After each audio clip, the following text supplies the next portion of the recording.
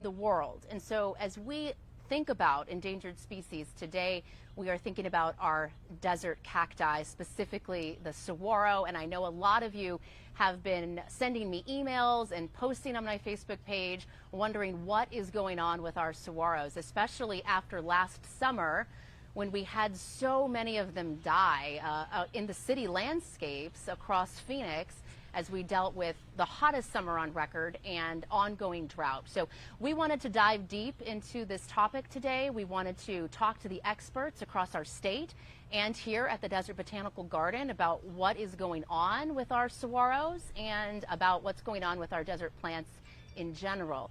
So we'll be taking your comments and questions on Facebook. If you have any specific questions, please post them there in the chat, and we'll try to get them answered by our experts today. But we're going to start things out today with Kim McHugh, who is the Senior Director of Research here at the Desert Botanical Garden. Kim, thank you so much for joining us today. Hi, Amber. It's great to be here, and we've got a lovely afternoon to be outside and talking about cactus. I know, a great cool down just in time for us to sit out here in the sunshine. So we are talking specifically about saguaros today, but you can see these other species in front of us on the table. We're going to have one of the desert botanical biologists out here later to talk more about these threatened plant species. But I wanted to talk to you specifically, Kim, about our saguaros, just because we've been getting, as I mentioned, so many comments and so many concerns about what's happening to the saguaros here in Phoenix, in the city in particular. And, you know, we're in this drought, which is exceptional right now, but really has been ongoing since the 1990s here across the Southwest. Right. And we know that saguaros are adapted to withstand drought, but many are wondering, is this just too much? Have we reached like the breaking point? Right, and that is a great question. And you were right when you talked about last summer and seeing so many saguaros literally just collapsing. And I saw some of the videos that people were sharing online, just, you know, that your saguaro that's been standing in your front yard near your driveway for years and years and years, and then just literally in a moment topples over. And we got a tremendous amount of calls about that as well. And there's a lot of different factors that we think played into what we were seeing.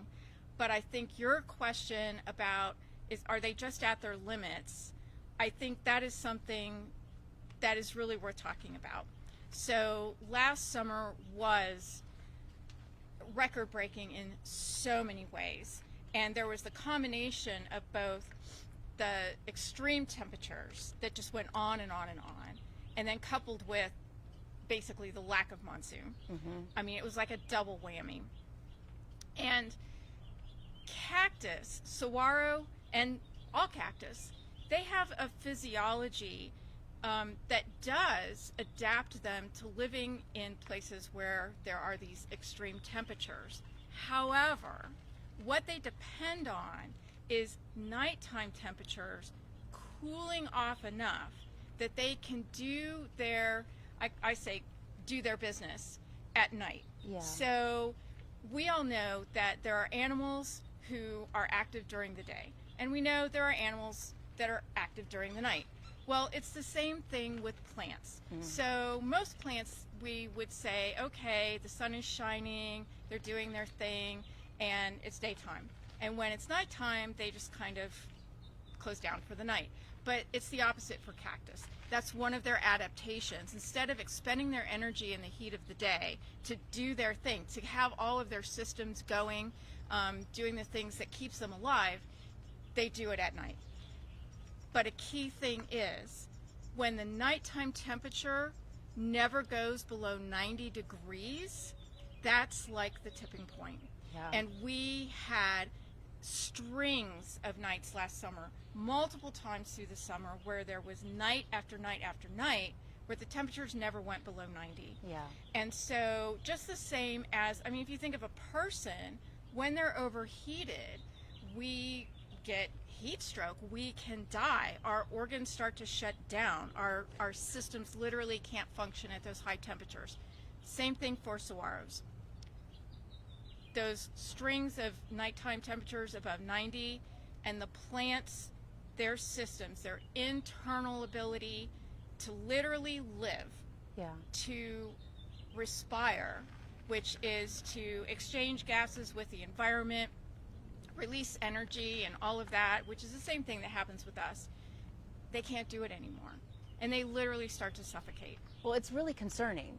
Yes. I mean, it's what I thought it was happening. Yes. And to hear you say it is really concerning, because what that says to me as a meteorologist Yes. and as a climate expert of Arizona Yes. is that we have a really tough task ahead of us to try to keep saguaros in Phoenix. Yes. Where we may see them down in Tucson. Right. We may see them in other parts of the state.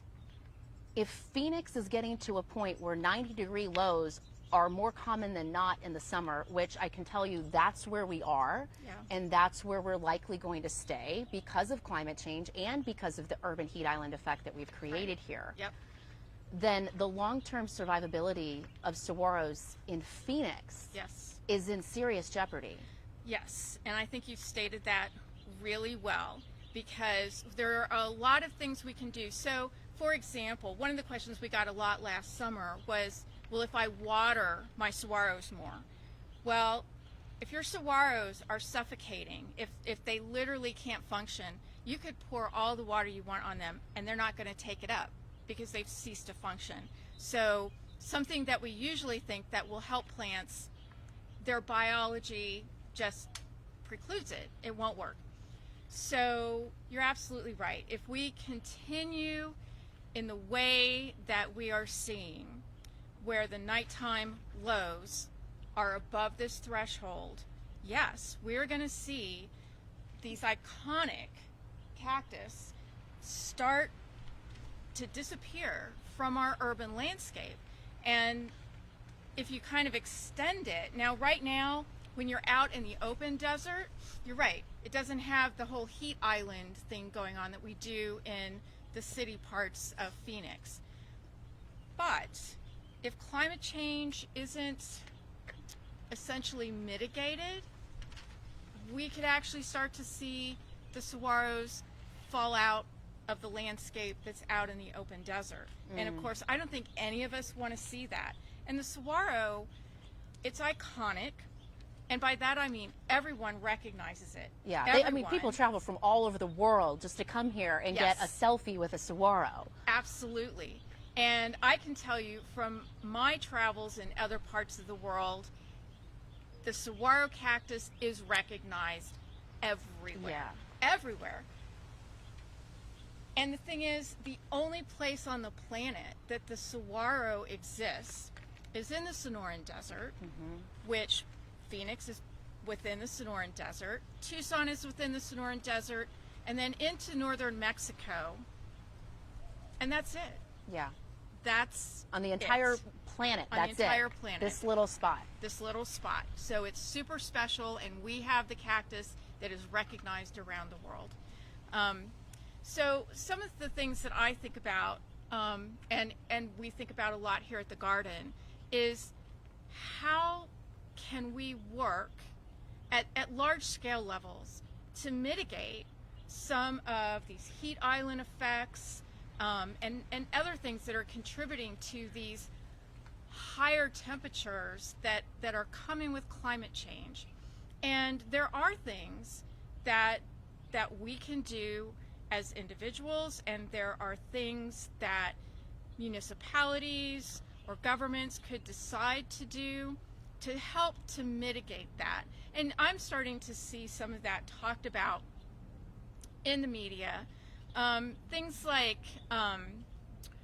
cool pavement. So instead of having blacktop asphalt that covers our parking lots and things like that, there are products that can be applied that create cool pavement and are actually reflecting the heat out, not retaining it. And so at night, because what's happening, the heat island effect, is all of these things that we have that are dark and hold heat. Yeah.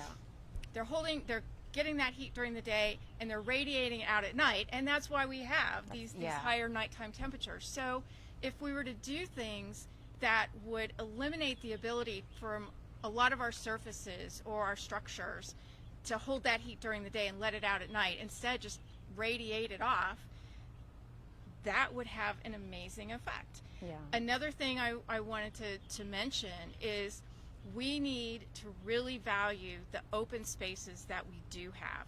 And we are so lucky here in Phoenix because we have collectively, the largest set of preserved lands in an urban setting in the entire country. Wow. So in Phoenix, so Phoenix proper, we have Phoenix Preserve. So we have, like at North Mountain, we have South Mountain, we have Piastawa Peak.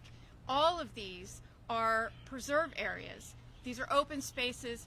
We need to cherish those. Maricopa County, also, that their preserve lands surround the valley, and those also are incredibly important. And like I said, those two systems, along with, for example, the McDowell Sonoran Preserve in Scottsdale and other areas in different municipalities in the valley, these are our lifelines. They are so important, and they're important not just for the plants and animals that are in these preserves. They're not just important for the people who like to use them for recreation, for relaxation, for hiking or bird watching or whatever they want to do, but they are super important for us and plants like the saguaro because they are what will help mitigate these temperature changes, these climate effects. And so I think that there are people who love these spaces and people who don't think about them all the time. They see the mountains in the distance, you know, when they're driving around, and that's about it. But I think if we can all start to think about them as the safety valves for the valley, and thinking about protecting them, managing them well, and making sure that when there is development in spaces, and there will be, is that it's thoughtfully done, and that we try very hard not to break up the large tracts that are in existence, that have been set aside, and that, like I said, are really acting in so many ways to make where we live livable. Yeah.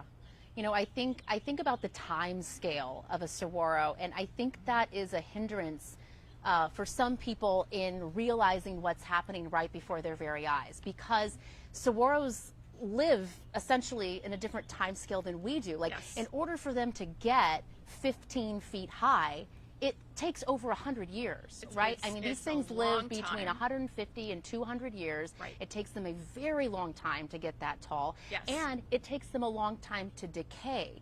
So in some cases, you have saguaros still seemingly standing tall in our urban landscapes, but they're effectively already dead. They're zombie saguaros out there. Yeah, that's true. That's true. Yeah. So I'm just imagining a situation where, you know, people go, oh, well, I still see them. In fact, you know, I drive all around and they're everywhere. Right. But, you know, at what point do we start to realize, like, we need to kind of adjust our thinking and think about, you know, what's going on internally in the saguaro, and then also, you know, with the folks I spoke to down at Saguaro National Park, what's happening with the young saguaros and the recruitment of new saguaros. And they've effectively down there noticed that new saguaro establishment has come to a screeching halt. They had some really good decades, and the 90s were pretty good. But since then, the curve has taken a sharp turn down. There are essentially no recruitment, next to zero recruitment of new saguaros. So the ones standing that are big, tall giants like these will be gone in 50 years. And then what? There's none coming behind it. Yeah. And in fact, so it's really important, the work they've been doing at Saguaro National Park to do the monitoring, to do the census of their saguaro populations, to see what's happening. Because without that scientific data, we wouldn't know, because this is what we're used to seeing. That says saguaro to us. We're not thinking about the saguaros that are 1 inch tall, and a foot tall, and, you know, and as you said, I mean, something like this it's already 10 years old, right? Yeah. We actually do the same thing here at Desert Botanical Garden. Every year within the garden property, which is 140 acres, we do a saguaro inventory, and we track every single saguaro here in the garden. And for us, and granted, we're not in just a space that's left to its own devices, right? We're a garden. But our population of saguaros, we're finding, are having new recruits. Every year, That's good. Every year when we do the inventory, and this is one of the big things, is that we check every single saguaro we have, whether it's the giants or the smaller ones, but finding the babies, and it's about when they're about an inch tall when we tend to spot them. So we know that here in our space here, we are having recruitment. And we've started working with some partners in some of our initiatives that are out in the open spaces and going out and checking on the saguaros in those open spaces, because we need this information. And the thing is, you might think, or the people watching might think, well, okay, so you know that saguaros aren't recruiting. Well, that's sad. So what? It's not so what. Yeah. Because until you know, one, that there is actually a problem, and two, what the scope of it is, you can't start to think about how can we mitigate for this? What might we do? And, you know, there's all numbers of scenarios of what might we do? And we have to ask ourselves too, well, do we want saguaros to be around? I do. Yeah. I do. And it's not just because they're cool to look at. The saguaros are an ecosystem in and of themselves. Right. One of the things I love when we're right in that period now, because it's the saguaro bloom, is that the white-winged doves migrate up from Mexico, and they migrate up in sync with the blooming of the saguaros.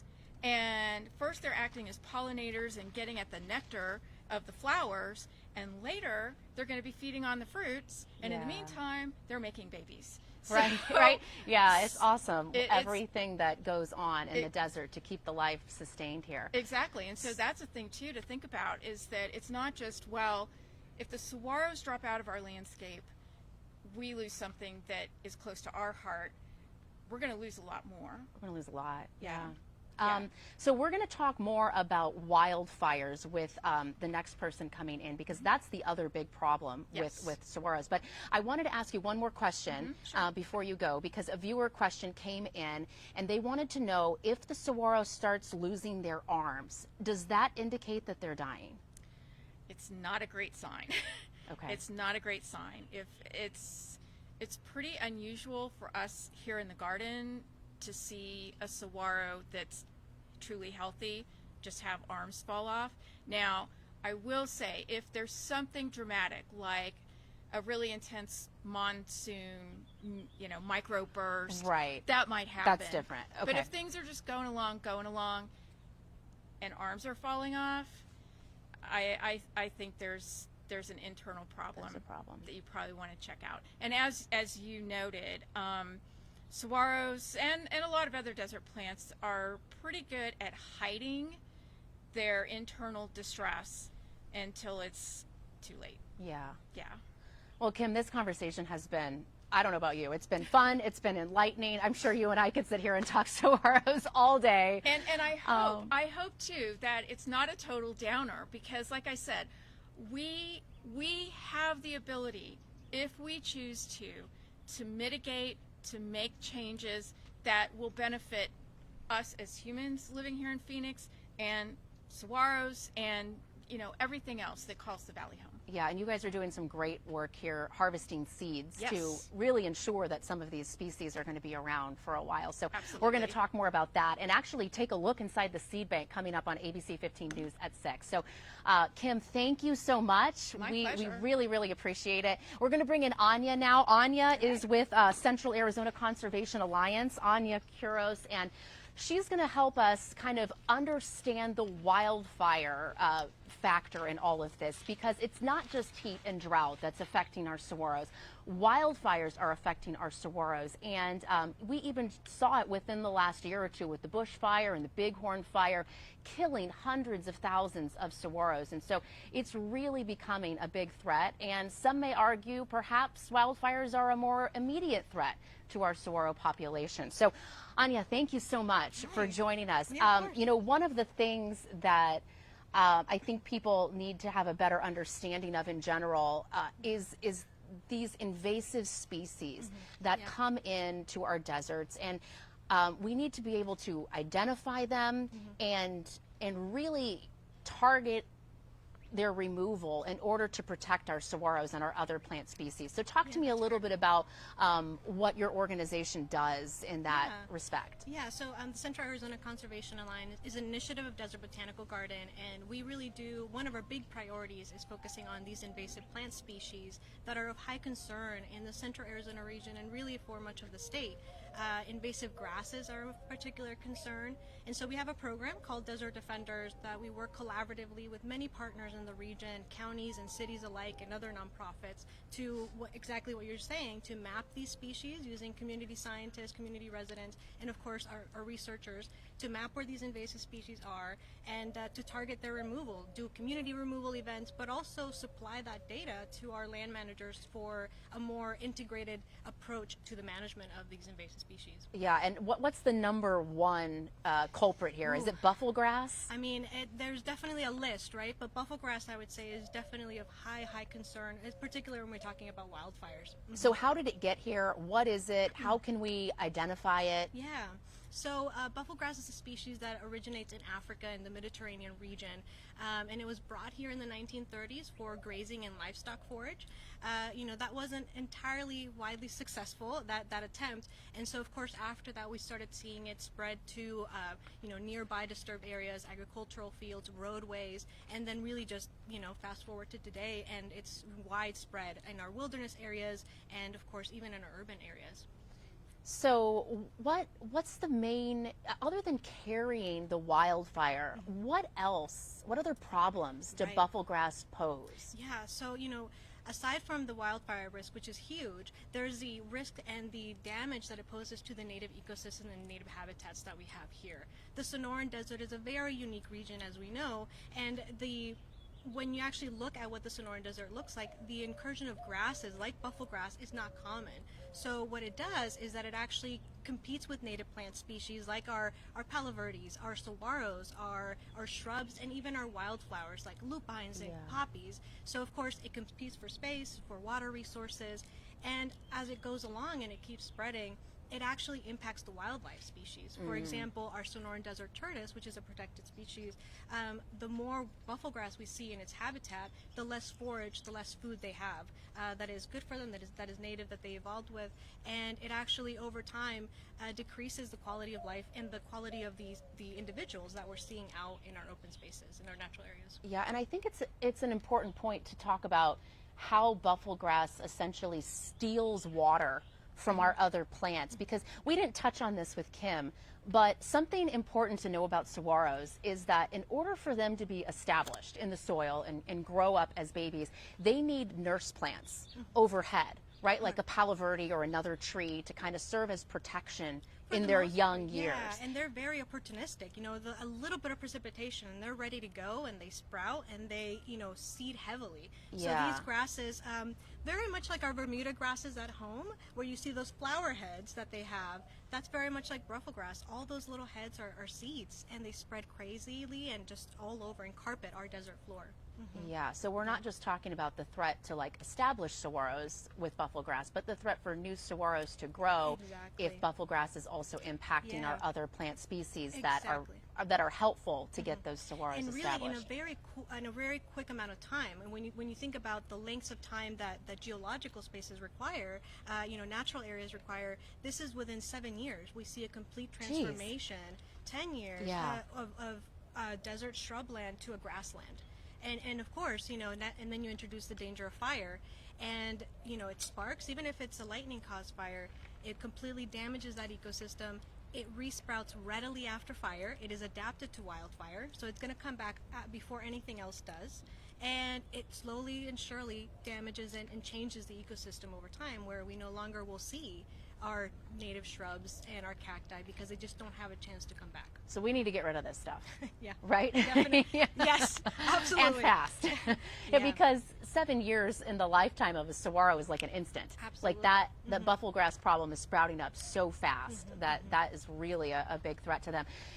You know, you and I were talking earlier before the Facebook Live started about the area where the bushfire burned and how many saguaros were lost there.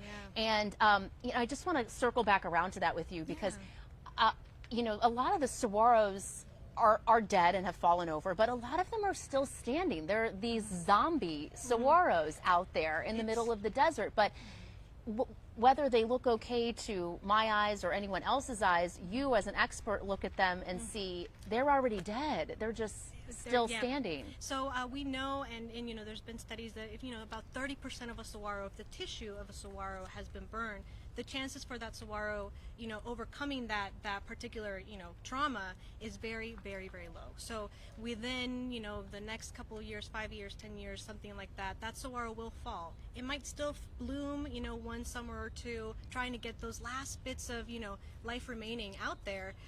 But definitely that saguaro will most likely fall and, you know, be deceased. Yeah. Yeah. So it is very heart-wrenching to take that drive, because you know that there's so much loss that happened, because we're not just talking about the big saguaros, but all the recruits that might have been there that were growing up, we've lost those as well. So we will, once those zombies that are still left fall, we will not see saguaros in that area for maybe half a lifetime. For a while, right? Or at least, you know, large enough for us, you know. For us to see. It will take a very long time. That's correct. You know, over 65 years for that system to kind of even start to recover.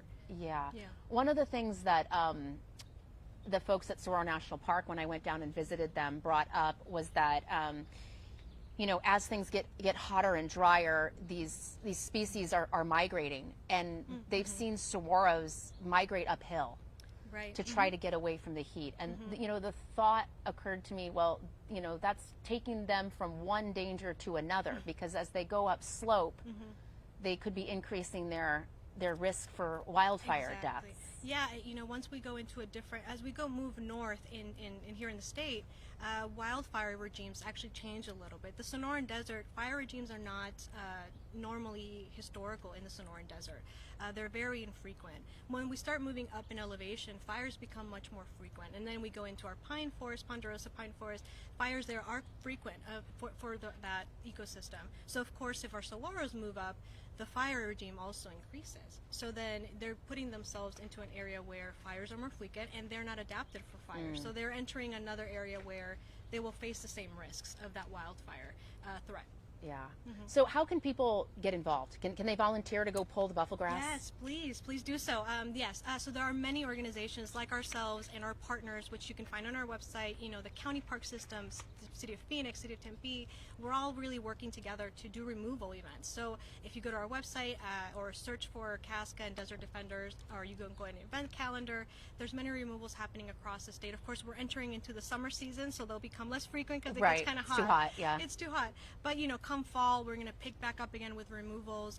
Also, you know, I welcome folks to get involved in the Desert Defenders to map those species, become more aware about what they are, and identify them, like you were saying. And of course, you know, get out there and help do some weed whacking. Yeah, I love it.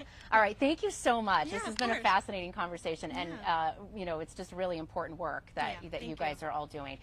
So as we talk about the plant species that are endangered here, of course, it's not just the saguaro, but we have a lot of others that are at risk here in the desert. So we're going to be talking with biologists here at the Desert Botanical Garden about some of these more endangered cacti.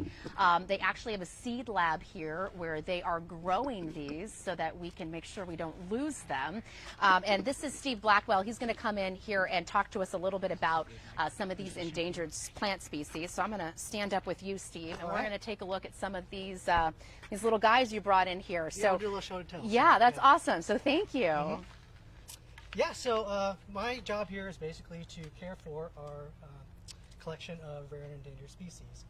And so I have a few of them here that I brought, and I just kind of want to tell their story Yeah. and a little bit about the threats to them and the things that we're doing to save them. Love it. So this first one here, this is our Arizona hedgehog cactus. It is an endangered species that only exists here in central Arizona, up by Globe and Superior. Oh, okay. Yeah, and so we worked in collaboration with ADOT, where they're putting a bridge that happens to go through a population of these, and they contracted us to do a big salvage project so that we could take these out of harm's way. And by doing that, we've brought these cactus back here, and we allowed them to rehabilitate.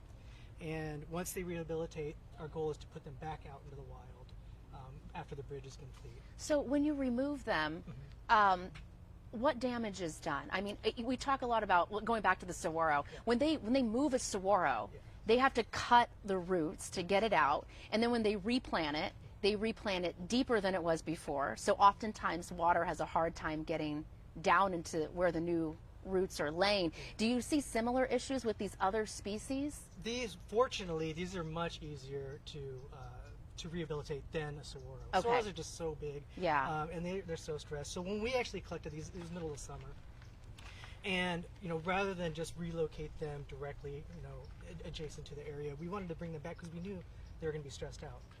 And so by bringing them back here, we did allow them to, kind of just heal up again. And so by the time we're ready to take them back out there, they're healthy and they have a better chance of survival. And you'll put them in a different spot. Yes, we'll put it in a different spot that's near, but still serves that same ecological function that it was prior to us taking them out. That's awesome. Yeah, and then Great. in addition to, we don't just bring the plants back here just to have the plants. Just to have fun with them. Or to take them back out. But Yeah. we also, you're able to collect seeds from them, and then from those seeds, we can grow, little New. seedlings like these.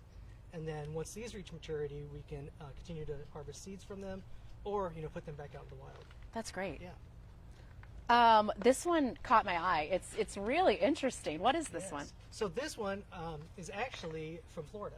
Oh, really? So people don't realize that there are cactus in Florida. This one is actually endemic to the Florida Keys. Okay. And it only exists in 2 populations remaining in the Keys. And so we are actually the backup collection holder for Fairchild Botanic Garden. This is the species that they care for. But because of the threats to their garden being in Florida, With sea level rise. sea level rise and hurricanes, Yeah. they actually got hit by a hurricane in 2017, and so that was under threat. So that's why we have these here in case something happens to their collection. We have these. You as can a have. backup. Would these do okay here in our environment, or They do well here. Okay, they do well here in the garden. They are a little more frost sensitive. Okay. So they will get nipped, but they're tough for them. well, that's okay for Phoenix, right? I mean, Well, it is now. as we more- get more and warmer, more. maybe. Yeah. What about? They're very skinny. So I think of a saguaro as it kind of expands to Yes. hold the water, and so does some of these other cacti. How does this one? So this is a little different. So we are all familiar with prickly pears. Yeah. So this one is actually more closely related to that group of cactus. Okay. Yeah. Fascinating. Okay. What else do we got here? Oh, so here we have the Nichols Turk's Head cactus, and this is one of our other Arizona endemics. It only exists here in central Arizona, between Phoenix and Tucson. Okay. And one of its major threats is habitat loss and climate as well. Habitat loss Habitat due loss to too. like urbanization and land Mining- clearing. Mining is the big issue here. Okay. Yeah, and so we've actually had these plants here since the early 1990s, and this plant itself has been here since the early 1990s. And that's as big as it's gotten since the early It was much 1990s. smaller when it was brought in, and so that's part of what we do. Bringing them back here, we're able to collect hundreds of seeds of them, and then we can bank those seeds in the seed bank. Yeah. Which I'll talk about later. Which, we're going to take a look at that seed bank coming up at 6. It's really cool. And we're going to see the work they're doing here to kind of ensure their survival. So we're getting a viewer question is, how many endangered plants does the Desert Botanical Garden house here? We are currently working with about 28 different Okay. endangered species. But that's not including the ones that aren't federally listed. When we refer to endangered or threatened species, those are the ones that are actually protected federally. Yeah. But we do, have a bunch of other species that are worthy of that type of protection, but just don't have that. What's the process to go through something like that? How does a plant species become endangered? Does somebody have to like write in to the It's almost government? like somebody has to sponsor it and actually to vouch for it and to provide evidence that it is indeed under threat. Have and you should guys be been a regulated. part of something like that before? We have, in the sense where we do reviews of of proposals to have them listed, where we Okay. will provide input and things like that. Yeah, it's also so fascinating. So out of all of the ones here on the table, which one are you most concerned about? Well, I would say the Nicholas Turk's head cactus to me is, I've been out there to see the populations recently, and they just are declining over time. And there's actually a group from the University of Arizona that monitors them periodically and has collected data that shows them in decline. And it sounds like they have a much smaller area where they grow, as opposed to like the saguaro that's all over Sonora. You said this is just here in central Arizona. This variety is here in central Arizona. So what happens if we start to see out in nature that these are going away completely? Well, that's what we have the seed bank here for. If these, God forbid, these happen to go extinct out in the wild, we have their offspring here in our seed bank, and we could potentially grow them out and do a restoration project. Okay. Well, that's all really important work. So I'm super excited to see the seed bank again. That's coming up today on ABC 15 News at 6. And we're going to be reporting live here from the Desert Botanical Garden and bringing you the latest with Steve from the seed bank, but also talking in general about what's happening with specifically our saguaro population across Arizona. We touched on many of the issues here on our Facebook Live: heat, drought, and wildfires, really the top 3 climate threats, not only for saguaro, but for Arizona in general. So more tonight coming up on ABC 15 News at 6. If you have questions, you can still post them here in the chat, and we'll try to get those answered for you. And again, we'll see you back here at 6 o'clock tonight on ABC 15 News. Steve, thank you so much. You're welcome. We'll see you at 6 too. All right. Bye, guys.